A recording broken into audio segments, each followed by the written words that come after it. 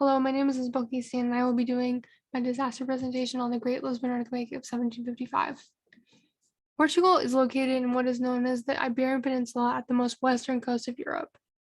Lisbon, today the capital and most populous city, was the biggest city in the country in the 1700s, with an estimated population of around 300,000 people.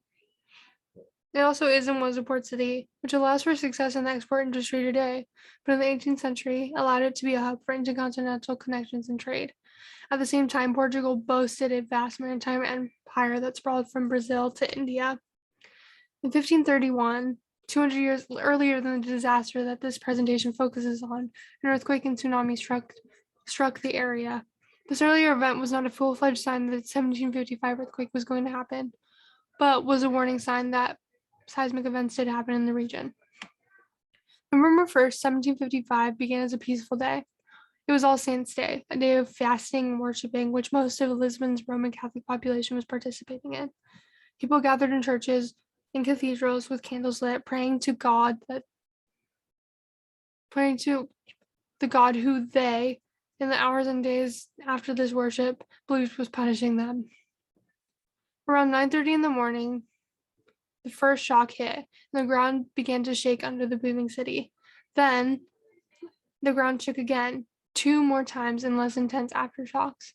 According to some sources, the shaking lasted 6 minutes and had a magnitude of 8.5. The quake also caused fissures in the ground up to 15 feet wide, which really speaks to the utter size of this quake.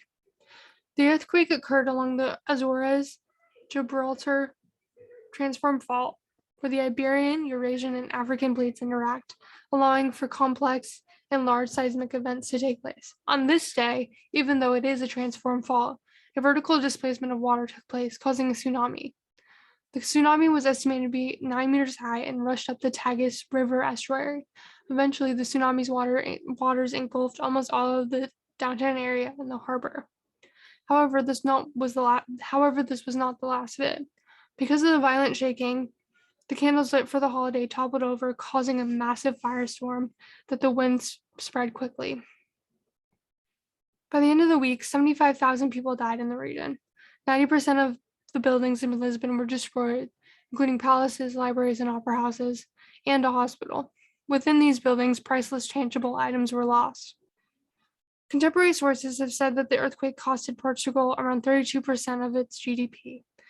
The earthquake of 1755 has also been known as the earthquake that brought the Enlightenment.